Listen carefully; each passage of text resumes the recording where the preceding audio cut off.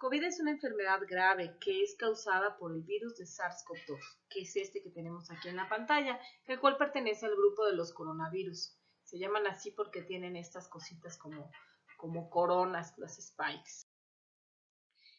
Se piensa que el virus tiene un origen en los murciélagos, ya que los murciélagos presentan con mucha frecuencia diferentes tipos de virus y entre estos tienen dos coronavirus que se parecen mucho al que estamos viviendo, con un 99% de parecido genético, por lo que se piensa que el origen primario del virus puede venir de los murciélagos. COVID es causado básicamente por dos cosas. La primera, la invasión viral. El virus entra, inhibe nuestra producción de interferones, unas sustancias de defensa que tenemos, y entonces invade a todo el organismo. Cuando causa esta invasión, el organismo empieza a tener daño directo por el virus que está causando daño a los tejidos, y entonces empieza una respuesta inflamatoria inespecífica en la búsqueda de eliminar al virus. Esta inflamación inespecífica se podría comparar con pequeñas bombas o granadas que se liberan en los tejidos con la intención de eliminar al virus y que también causan daño secundario en nuestro organismo por esa respuesta inflamatoria tan severa. La infección puede ser asintomática o con cuadros muy leves y en otras ocasiones se puede presentar como una neumonía moderadas o incluso un síndrome respiratorio agudo grave que pone en riesgo de morir a la persona que lo padece. 81% de las personas que enferman de COVID presentan cuadros asintomáticos o leves. Ahí es donde encontramos la explicación para la gran contagiosidad que tiene esta enfermedad, ya que las personas asintomáticas, al no saber que tienen la enfermedad, pueden ir y contagiarla a todas las personas que están cerca de ellos. De las personas que enferman, un 19% va a requerir hospitalización ya que presentan algún grado de neumonía y estos pacientes requieren un manejo especializado que puede ser oxígeno y algún otro tipo de medicamentos.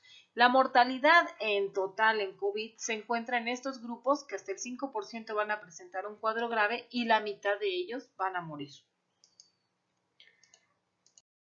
Por todo esto, hemos enfocado nuestros esfuerzos en tratar de limitar la llegada a neumonía y cuadro grave en todos estos grupos de riesgo. Si nosotros logramos encontrar un tratamiento que evite la progresión a neumonía o que evite estos requisitos, ¿no? Pasar a terapia intensiva, requerir oxígeno, requerir medicamentos más complejos. Y si esto lo podemos lograr con un tratamiento sencillo y accesible en nuestro país, pues habremos logrado nuestra misión. Sin el tratamiento adecuado, las personas que requieren oxígeno o que requieren hospitalización o que requieren una terapia intensiva podrían morirse. Y si seguimos viendo la saturación de hospitales que estamos viendo y la cantidad de pacientes que estamos viendo, va a llegar un momento en que la mortalidad no solamente va a ser del 5 o 10 como la hemos venido observando, sino que se podría incrementar hasta un 20%, o sea, 2 de cada 10 personas que desarrollen neumonía, si no reciben el manejo adecuado, podrían fallecer. Todo esto nos ayuda a comprender la alta letalidad promedio nacional que tenemos en nuestro país, hasta 9.8, 10, 12%, 5%. Esta letalidad va variando de acuerdo a la cantidad de pacientes que tenemos. También por eso consideramos que es muy importante detener los contagios. En este momento los hospitales públicos y privados ya se encuentran saturados. Ya es difícil encontrar una cama e incluso es difícil manejar a un paciente en su propio domicilio con oxígeno y con todos los medicamentos porque no los encontramos. Los concentradores han aumentado su precio y hemos encontrado de 42,000 pesos cuando antes costaba 10,000 pesos un concentrador de oxígeno. Ya en renta ya no conseguimos. Y bueno, todo esto nos hace ver la gravedad de la situación. ¿Quiénes son las personas que tienen más riesgo de hacer neumonía y cómo evitar que desarrollen neumonía? Fueron los dos pilares de nuestra investigación. La mortalidad es mayor en adultos mayores y aquellos que tienen alguna enfermedad, de tal modo que a partir de los 60 años la mortalidad se incrementa notablemente ya que presentan mayor riesgo de hacer neumonía y cuadro grave por COVID. Asimismo, diferentes enfermedades como son cáncer, hipertensión, enfermedades respiratorias crónicas, diabetes, enfermedades cardiovasculares, entre otras, incrementan el riesgo de presentar neumonía o morir por COVID. Se han encontrado algunos otros factores de riesgo importantes como son sobrepeso y obesidad. Así, en esta calculadora de riesgo del IMSS podemos ver cómo una persona de 45 años que presenta sobrepeso y que no tiene ninguna comorbilidad, ya se presenta con un riesgo alto de presentar un cuadro grave por COVID. Otro ejercicio lo tenemos en este cuadro. Un hombre de 45 años con peso normal que tiene una enfermedad, por ejemplo diabetes, pues ya tiene un riesgo alto para un cuadro grave por COVID. Una persona que tiene 60, a pesar de tener un peso normal y no tener ninguna enfermedad, ya se encuentra en este mismo grupo de riesgo. La presencia de infecciones por coronavirus son frecuentes en diferentes especies de animales. De una forma muy interesante, los murciélagos, a pesar de que contagian todas estas infecciones, no presentan la enfermedad, y esto tiene que ver con diversos mecanismos que ellos tienen. Los murciélagos tienen dos mecanismos que han desarrollado a lo largo de su evolución. El primero de ellos es una producción elevada de interferones, unas sustancias que ayudan a eliminar el virus desde su ingreso a nuestro organismo. Ellos producen altos niveles de interferones y por otro lado presentan una gran tolerancia inmunológica, es decir, que cuando entra el virus no responden con una fuerte producción de anticuerpos o una fuerte producción de células que van a atacar a este virus, sino que tienen una respuesta inmunológica reducida. Responden de una forma tan suave que esa respuesta no causa daño a su propio organismo. Y entonces, bueno, este ha sido el resultado de la evolución en ellos. El interferón ya se ha utilizado en diferentes enfermedades en los humanos. Ya hay una gran experiencia de su uso en enfermedades virales. En COVID se ha utilizado en una forma de spray en Inglaterra, que es el Synergane, y ha tenido muy buenos resultados. Este es interferón beta 1A, porque hay diferentes subtipos de interferón. En Cuba han estado utilizando el interferón alfa, y este lo han utilizado tanto inyectado como en una dilución nasal, y han tenido buenos resultados. También se han utilizado en otras enfermedades previas y en modelos animales, como vamos a ver más adelante. El murciélago entonces produce este interferón y elimina el virus. COVID presenta diferentes genes que lo que hacen es hacer que se retrase la producción de interferón en nuestro organismo, es decir, nos invade el virus, frena nuestra producción de interferón y entonces no nos podemos defender. Para ello, pues utiliza todos estos virus que vemos acá, antagonizes, interferón, antagonizes, todos estos virus están hechos para eso. Y lo han presentado diversos betacoronavirus, es decir, MERS, SARS, otras enfermedades previas ya lo tenían. Incluso podemos decir que en SARS-CoV-2, que es el que estamos viviendo ahorita, el que causa COVID, la producción de interferones es nula, prácticamente nula, una vez que ingresa al cuerpo. El momento en el que entra el interferón o en el momento en el que aumenta el interferón es determinante de la gravedad en diferentes tipos de animales. Por ejemplo, en este experimento en ratones se ha encontrado que una señalización temprana, una producción muy temprana, que vemos acá el verde es la cantidad de virus que entran, ¿sí? Y aquí vemos que casi a la par con la entrada del virus se produce una señalización que aumenta niveles de interferón. Cuando esto sucede, la enfermedad que se produce es relativamente leve, ¿sí? Por otro lado, cuando se incrementa notablemente la cantidad de virus y mucho después ocurre una producción de interferón, es decir, cuando ocurre un retraso en la señalización de interferón, ya no alcanza a eliminar a la producción de virus y se desencadena toda una cascada inflamatoria que, como podemos ver aquí, ya no es el virus el que causa esta parte, ya es la respuesta inmunológica contra el virus que resulta peor incluso que la propia enfermedad. Y aquí tenemos Lung Immunopathology, que podemos ver que aquí la respuesta a la enfermedad pulmonar es inmunológica, no es causada ya directamente por el virus, sino por la respuesta inflamatoria.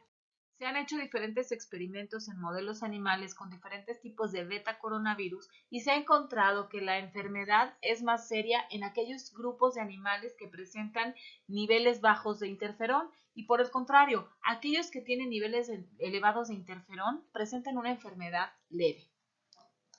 El uso de interferón en otras enfermedades por betacoronavirus que se han producido en humanos, como SARS-1, que fue la primera que existió de estas enfermedades, vemos cómo la saturación de oxígeno, que es un porcentaje de oxígeno que encontramos en la sangre y que debe de estar arriba de 95, idealmente 97, 98%, pues aquí vemos cómo cuando se produce la enfermedad va reduciéndose esa saturación y esa es una forma en la que nosotros sabemos que el paciente presenta inflamación pulmonar o neumonía.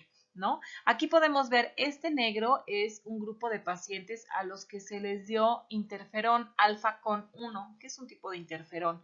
Y podemos ver que la saturación de ellos sí disminuye, pero se va elevando y se va elevando hasta que se normaliza y llega al 97% en este periodo de tiempo de 19 días.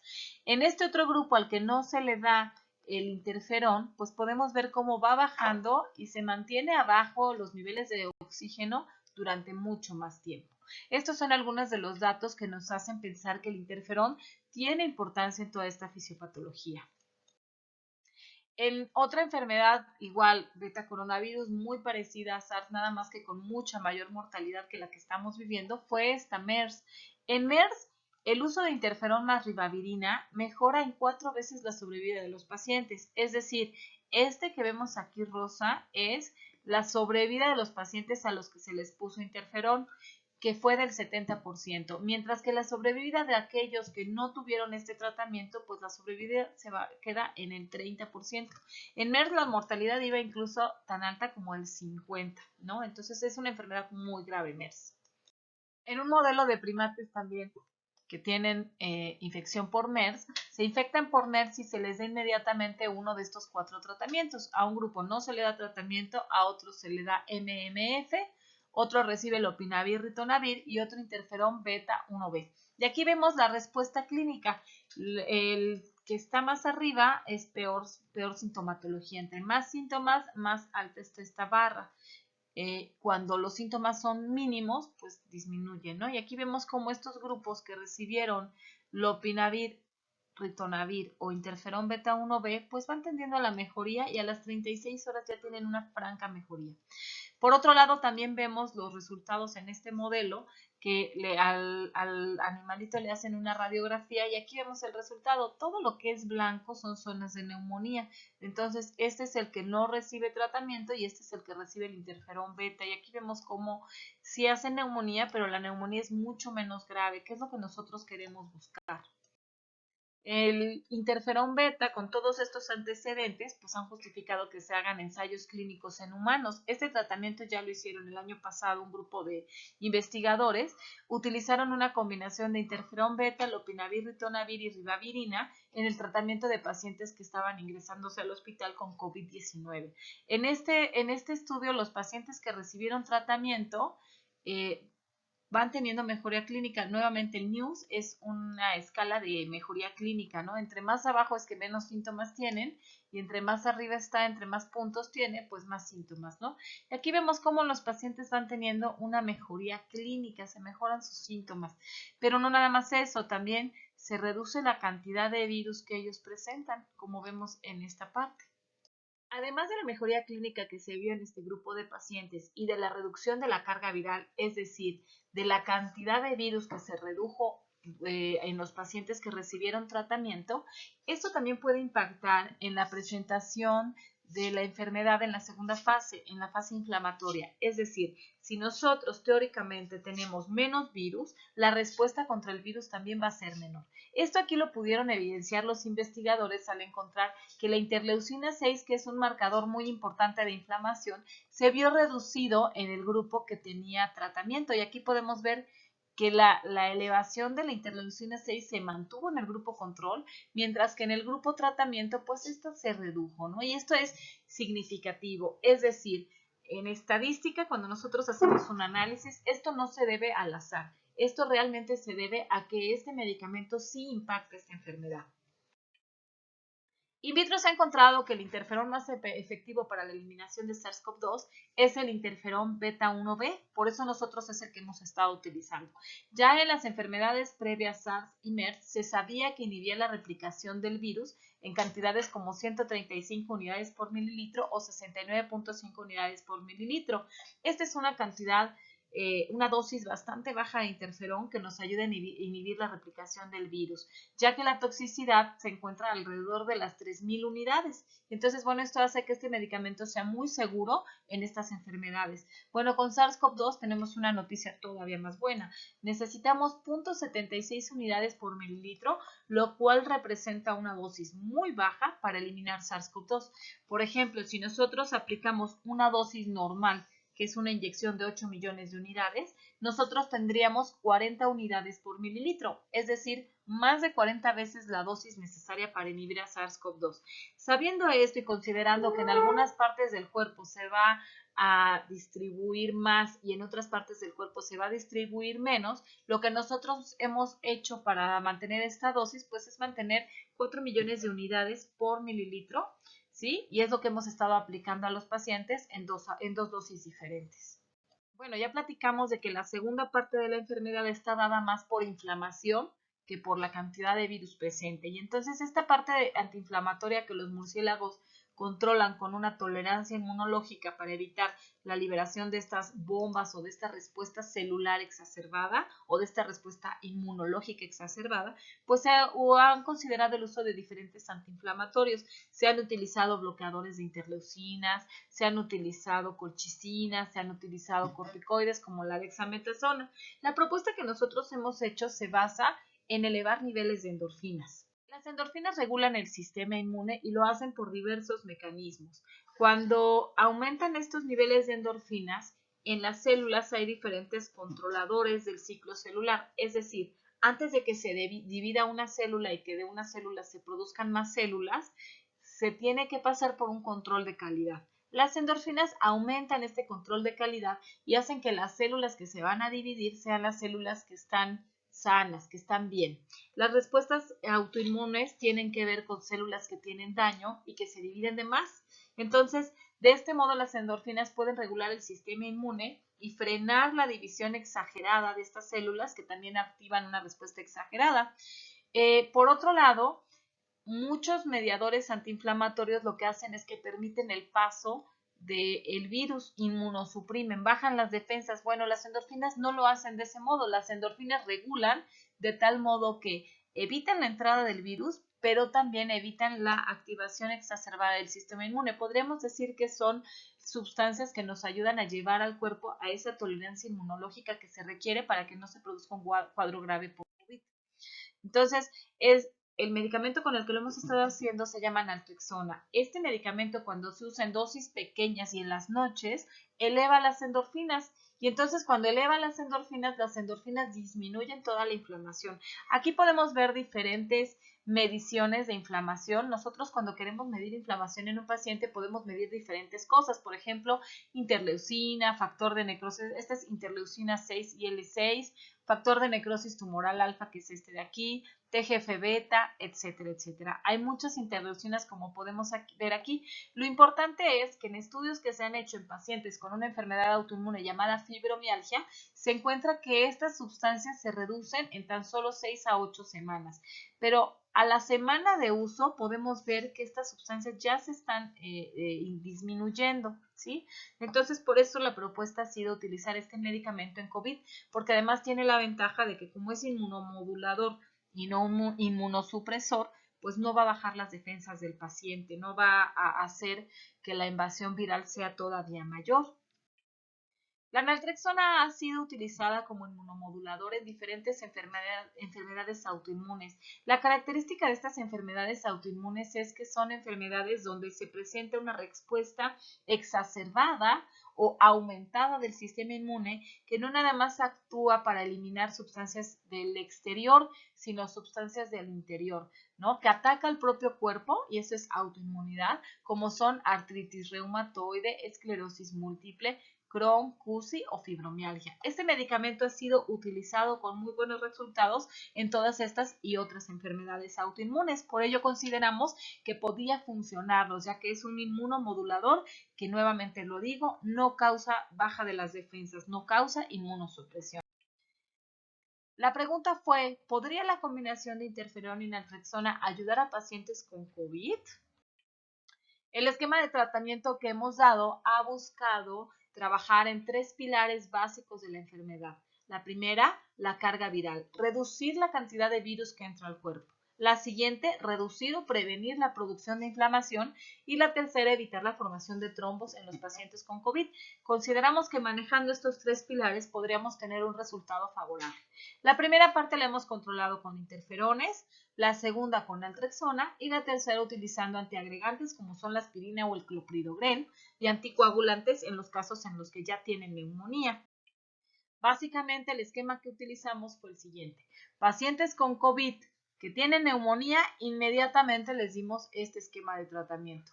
A los pacientes que no tenían neumonía, pero presentaban algún factor de riesgo para presentarla, a ellos les dimos este esquema de tratamiento. Así, de este modo, nosotros nos hemos concentrado en este grupo de personas que van a experimentar mayor riesgo de tener neumonía o que ya tienen neumonía. Los resultados han sido estos. Bueno, los pacientes que nosotros vimos de este modo tenían 1 a 3 enfermedades en sí mismos, o tenían sobrepeso y obesidad, que fue la más frecuente, diabetes y resistencia a la insulina, que lo tenían el 47% de los pacientes que atendimos, o eran fumadores mayores de 60 años, hipertensos, con EPOC, enfermedad pulmonar obstructiva crónica, enfermedades cardiovasculares, alguna enfermedad autoinmune como es la artritis, hipotiroidismo o Parkinson.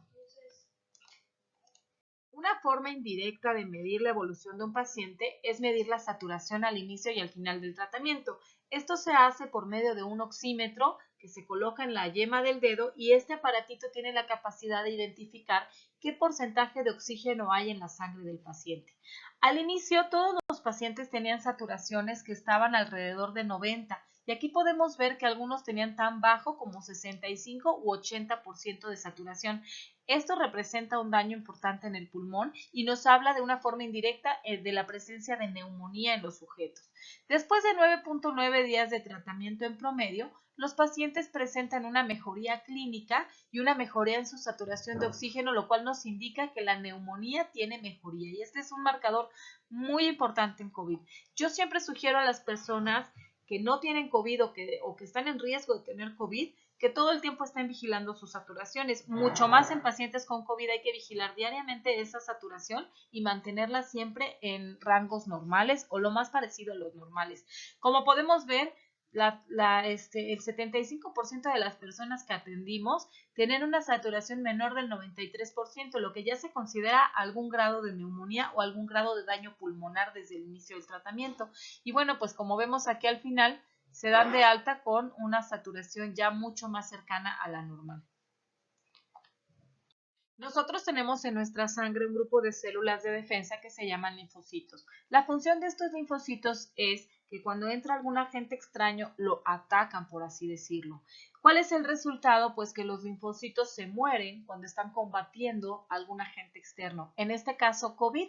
Cuando están compitiendo y combatiendo con COVID, empieza a reducirse la cantidad de linfocitos porque se empiezan a morir. Es como nuestro ejército que se va acabando y desgastando cuando hay este virus, y de este modo se ha encontrado que se correlaciona linfocitos bajos con una gran cantidad de virus, y al revés, cuando se empiezan a eliminar los virus, los linfocitos se van normalizando.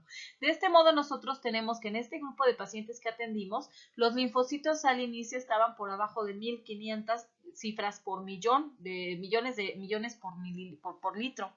Y cuando va avanzando el tiempo y cuando van mejorando con este tratamiento, pues vemos que los linfocitos se van normalizando, ¿no? Entonces, bueno, en general los pacientes presentan una mejoría. Esto también es un dato de mejoría bioquímica que la vemos por medio de laboratorios. La inflamación que se produce en la enfermedad, pues podemos ver aquí también que fue un marcador importante que se fue reduciendo con el tratamiento que les dimos.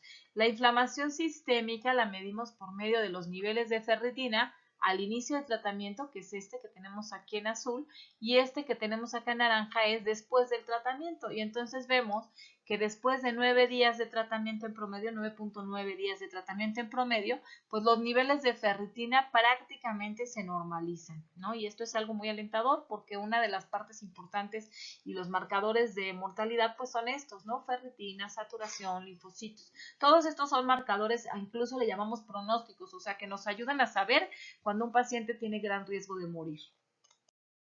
Y aquí vemos las tomografías de los pacientes que atendimos. Bueno, varios ya tenían francos datos de neumonía, algunos tenían comorbilidades y ya tenían neumonía, entonces tenían las dos cosas, y otros solamente tenían neumonías, pero no tenían tantas comorbilidades. Esos son los menos. La mayoría de los pacientes tenían, como dijimos al inicio, en promedio dos comorbilidades, ¿no? Y entonces aquí vemos esta zona que vemos aquí gris, esta es la zona de la inflamación. Y entonces vemos que en 3 semanas de tratamiento pues casi desaparecen, casi no se nota ya que aquí hubo un proceso inflamatorio.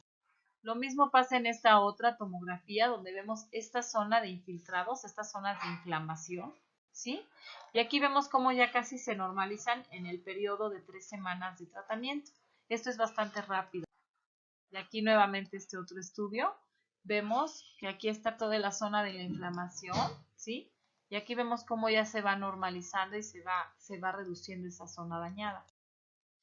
El dímero D es otro marcador muy importante que tenemos porque en COVID dijimos que son básicamente tres cosas, ¿no? Virus, inflamación y formación de trombos. Bueno, aquí tenemos la formación de trombos. Los trombos los medimos por medio del dímero D.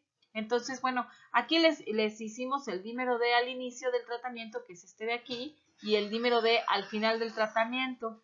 Y entonces podemos ver que a pesar de que pareciera que se reduce, la reducción no es muy importante, prácticamente no cambió el dímero D, y entonces vemos una cosa en la que no estamos impactando y que tenemos que seguir trabajando para encontrar cómo reducirla. Al final de este estudio encontramos que solamente el 2% de los pacientes murieron y estos pacientes fueron seguidos durante varios meses, ¿no? Entonces esto es muy alentador porque la mortalidad habitual con neumonía, estamos hablando que es del 12.5% y aquí solamente se murieron el 2%. Entonces, bueno, tenemos resultados alentadores, pero todavía no nos permiten decir que a todo paciente hay que darle este tratamiento porque no tenemos claro qué es lo que redujo la mortalidad en este grupo. Hay una luz en la oscuridad y eso es bueno. Y nosotros nos preguntamos, ¿por qué redujeron la mortalidad en este grupo de pacientes? ¿Fue el interferón y la naltrexona? ¿O solamente el interferón puede tener ese papel? ¿O acaso será que el manejo general y la vigilancia estrecha de un paciente puede cambiar su pronóstico? Nosotros a todos estos pacientes los estuvimos vigilando todos los días. Todos los días nos escribíamos para ver por WhatsApp su saturación, su sintomatología, si tenían fiebre se manejaba, si tenían dolor de cabeza, si tenían alguna molestia. Y entonces este manejo general también podría impactar la mortalidad. La pregunta también es si algún otro tratamiento influyó. Nosotros les dimos aspirina, les dimos vitamina D, vitamina C y bueno, todas estas cosas pueden tener un impacto en el paciente y pues la conclusión es que necesitamos más estudios para determinar qué es lo que está disminuyendo la mortalidad y una vez que lo determinemos poderlo usar de una forma masiva en toda la población posible para reducir la mortalidad. Con esto en mente y que se necesita más investigación, hemos diseñado un esquema de investigación, un ensayo clínico en el cual se aleatorizan los pacientes que ingresan, es decir, que al azar pueden entrar en uno de los tres grupos. A un grupo se le da tratamiento estándar, que es el tratamiento habitual que se maneja para todos los pacientes en el hospital. A otro grupo se le da interferón, ¿sí? Que el interferón podría por sí solo tener el impacto que estamos buscando y a otro grupo se le da el interferón más naltrexona porque pues así podremos comparar la respuesta que hay en cada uno de estos grupos y definir cuál es exactamente la mejor opción de tratamiento para estos pacientes.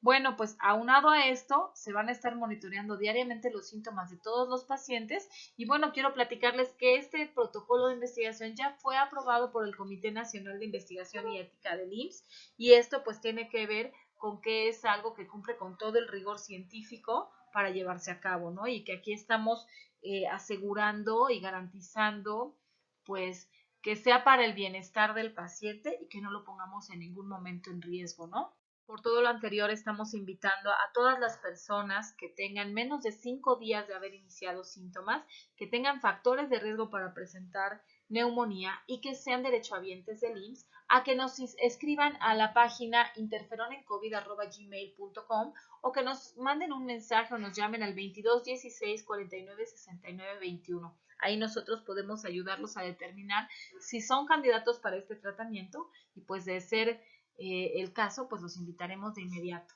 Se les da cita, entonces bueno, pues esa es la invitación y muchas gracias por su atención, que tengan buen día.